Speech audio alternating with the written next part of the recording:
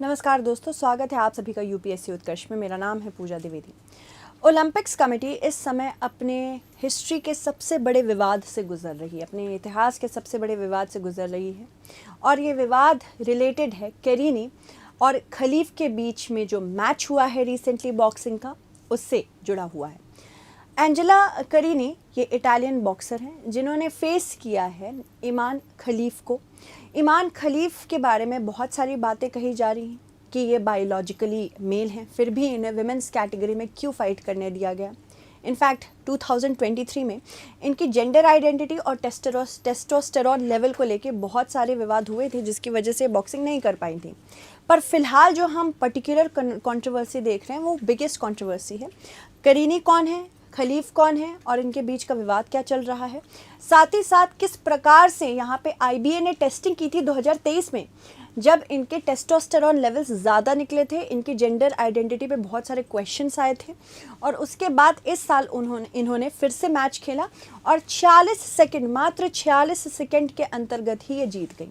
तो चलिए देखते हैं ये विवाद क्या है। देखिए, कुछ इस प्रकार की फ़ोटोज़ आपको देखने को बहुत मिल रही होंगी। ये एंजेला करीनी है जो कि बेसिकली इटालियन बॉक्सर हैं और ये इमान खलीफ हैं। दोनों का मैच जो हुआ, ये मैच 46 सेकंड्स में ही वाइप आउट हो गया। करीनी इटली से बिलोंग करती हैं और खलीफ अल्जीरिया से बिलोंग करती हैं। खलीफ के जीतने के बाद उन्होंने भारी अमाउंट में गाली गलौज सहा, साथ ही साथ बहुत सारे क्वेश्चंस भी उठे कि इन दोनों को साथ में कॉम्पीट करने किस लिए दिया गया। इटालियन प्राइम मिनिस्टर ने ये भी कहा कि करीनी जीतने वाली थी, यहाँ तो ये जो मैच हुआ ये बिल्कुल भी फेयर नहीं था। तो अगर हम बात करें मेलेनी, प्राइम मिनिस्टर मेलेनी की, ये करीनी के साथ अभी भी खड़ी हैं। तो चलिए जानते हैं। इटली की 66 किलोग्राम के मुकाबले माफ़ कीजिएगा, मुक्केबाज एंजेला करीनी और अल्जीरिया की इमान खलीफ के खिलाफ अपने मुकाबले से सिर्फ 46 सेकंड बाद ही अपना नाम वापस ले लिया। बहुत सारे लोग कह रहे हैं क्योंकि करीनी का गार्ड डाउन था तो एक मुक्के में ही 46 सेकंड के अंतर्गत ये बॉक्सिंग पूरा मैच ही ख़त्म हो गया।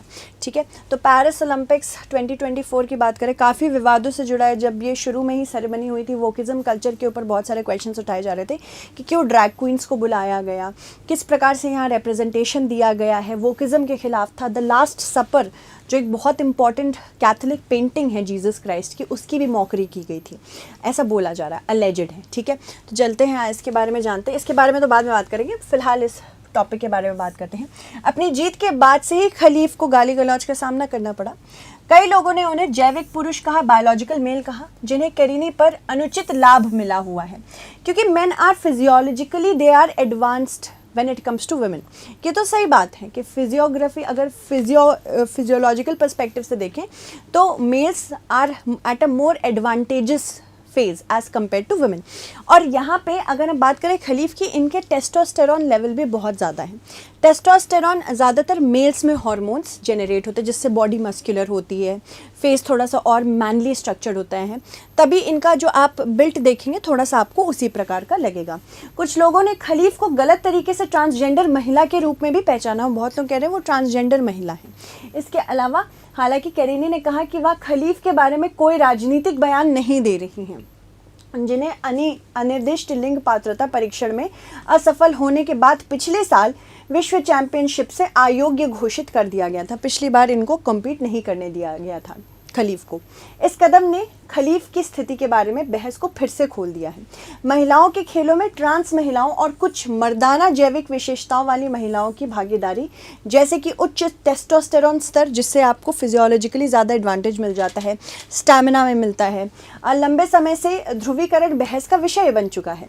करीनी के बारे में बात करते हैं। 25 वर्षीय करीनी 66 किलोग्राम वर्ग में प्रतिस्पर्धा करती हैं, जिसे वेल्ट रवेट के नाम से भी जाना जाता है। उन्होंने 2019 में विश्व और यूरोपीय चैंपियनशिप दोनों में रजत पदक जीता था। वह यूरोपीय युवा चैंपियनशिप में स्वर्ण पदक विजेता भी थी। टोक्यो में वह अपनी पहली ही प्रतिस्पर्धा हार गई। करीनी का उपनाम टाइगर उसे उसके पिता ग्युसेप्पे ने दिया था। करीनी बॉक्सिंग में आने से पहले क्ले फिजन शूटिंग में इतालवी चैंपियन थी। ठीक है, उसके बाद अगर बात करें, उन्होंने अपने भाई का अनुसरण करते हुए बॉक्सिंग में कदम रखा, जिन्होंने भी शूटिंग छोड़कर बॉक्सिंग में कदम रखा था।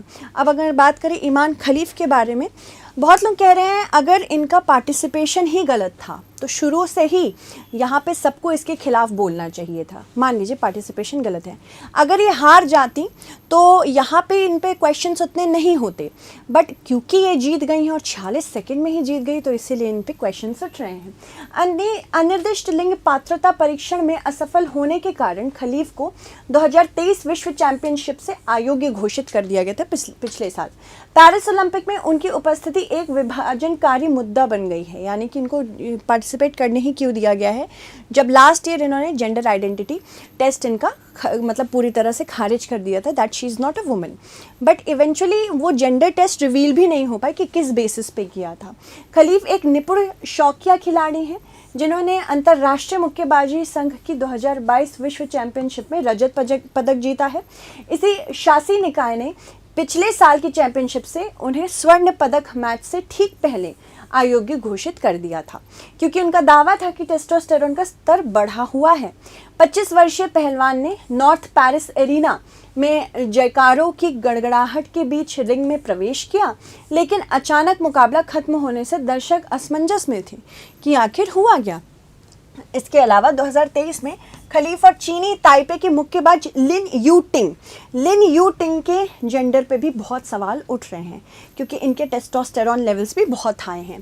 इनको नई दिल्ली में अंतर्राष्ट्रीय मुक्केबाजी संघ की विश्व चैंपियनशिप में प्रतिस्पर्धा करने से प्रतिबंधित कर दिया गया था क्योंकि वे लिंग पात्रता परीक्षण में विफल रहे थे, जिसका विवरण गोपनीय है। आईबीए ने एक बयान में ये भी कहा था कि दोनों मुक्केबाज महिला वर्ग में प्रतिस्पर्धा करने के लिए पात्रता मानदंडों को पूरा नहीं करते हैं। हालांकि दोनों अब पेरिस ओलंपिक में भाग ले रहे हैं। पहले ने इन दोनों को मना कर दिया था 2023 में, पर 2024 में दोनों भागीदार हैं। ऐसा इसलिए है क्योंकि पिछले जून में ही जिस बॉडी ने इनको खारिज किया था कि इनकी मेंबरशिप, इनकी जो पार्टिसिपेशन है वो खारिज हो गई थी, वो बॉडी ही अब नहीं रही। आईबीए अब नहीं रही, जून 2023 से नहीं है। पेरिस में प्रतियोगिता को संचालित करने वाली आईओसी द्वारा नियुक्त इकाई ने बहुत अलग नियम बनाए हैं। पात्रता का एकमात्र निर्धारक एथलीट के पासपोर्ट में दर्ज लिंग है, यानी कि अगर आपके पासपोर्ट में आपका जेंडर जो लिखा है वही माना जाएगा। खलीफ की जीत और उसके बाद हुई दुर्व्यवहार के बाद आईओसी ने एक बयान में कहा कि ओलंपिक में सभी मुक्केबाजों ने प्रतियोगिता की पात्रता और प्रवेश नियमों का पालन किया था। खलीफ और लिन दोनों ने कई वर्षों से महिलाओं की प्रतियोगिता में भाग भी लिया है।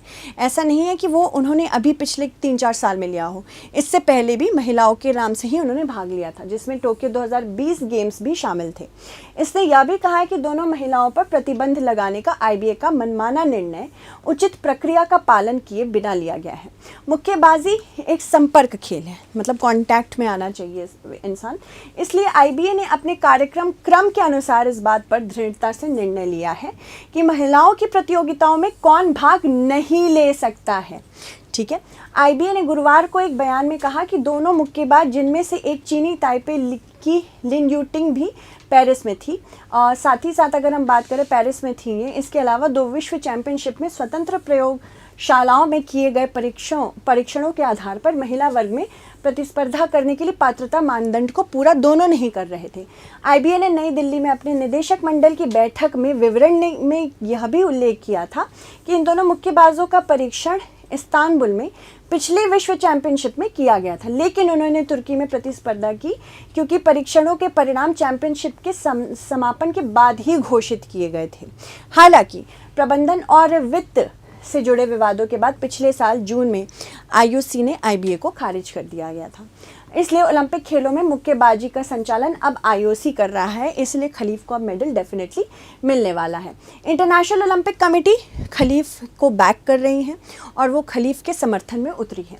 अगर खेल संघ इस मामले से कैसे निपटते हैं इसके बारे में जानें तो 2021 में आईओसी ने निष्पक्षता, समावेश, गैर भेदभाव, लाभ की कोई धारणा नहीं और नुकसान की रोकथाम के सिद्धांतों को ध्यान में रखते हुए साक्ष्य आधारित दृष्टिकोण के आधार पर अपने स्वयं को पात्रता नियमों को विकसित किया था। पहले या टेस्टोस्टेरोन के स्तर को ध्यान में रखता था, यानी पुरुष से महिला में परिवर्तित होने वाली महिला एथलीटों के लिए 10 नैनोमोल प्रति लीटर था, उससे कम था। विश्व एथलेटिक्स की पात्रता नियम अभी भी पात्रता निर्धारक के रूप में टेस्टोस्टेरोन का स्तर देखती है, क्योंकि टेस्टोस्टेरोन अगर किसी व्यक्ति में ज़्यादा होता है, किसी महिला में अगर ज़्यादा होता है, तो उसे एस्ट्रोजन वाली महिलाएं जिनके बॉडी में एस्ट्रोजन ज़्यादा होता है, टेस्टोस्टेरोन कम होता है, वहाँ पे उसको एडवांटेज मिलता है। डीएसडी एथलीटों को किसी भी इवेंट में भाग लेने के योग्य होने से पहले कम से कम 24 महीने तक अपने टेस्टोस्टेरोन के जो टेस्टोस्टेरोन का आपका मात्रा है 2.5 नैनोमोल पर लीटर से कम रखना होता है। यह 2023 से पहले की तुलना में अधिक सख्त है, जबकि 400 मीटर से लेकर 1 मील तक की स्पर्धाओं के लिए 5 नैनोमोल्स पर लीटर प्रतिबंध था और अन्य स्पर्धाओं पर कोई प्रतिबंध नहीं था। विश्व तैराकी संस्था फिना, अंतर्राष्ट्रीय साइकिलिंग संघ और अंतर्राष्ट्रीय रग्बी संघ सभी ने ट्रांस महिला एथलीटों पर अलग अलग स्तर पर प्रतिबंध लगाए हैं। यहाँ पे ट्रांस महिलाएं वो होती हैं जो बेसिकली पुरुषों से महिलाएं बनती हैं या इंटरसेक्स होती हैं, ठीक है। आखिरकार खेल प्रदर्शन पर टेस्टोस्टेरोन के प्रभाव के बारे में भी अभी भी कुछ पता नहीं चला है, बहुत कुछ नहीं पता चला है कि टेस्टोस्टेरोन वाकई ऐसा कर सकता है कि नहीं। कई लोग सवाल करते हैं कि क्या टेस्टोस्टेरोन से उच्च स्तर के साथ पैदा होने वाली महिलाओं का मामला अन्य आनुवांशिक लाभ वाले लोगों से अलग है कि नहीं। जैसे जेम्स लेब्रॉन जो है, उनकी हाइट टेस्टोस्टेरोन की वजह से ज़्यादा अच्छी है। इसके अलावा माइकल फेल्प्स, ये विशाल पंख जैसे हाथ हैं इनके, ठीक है। सो आई होप आपको समझ में आया हो और आप अब बेटर इस पर अपनी ओपिनियन बना सकें। Thank you so much everyone, stay updated.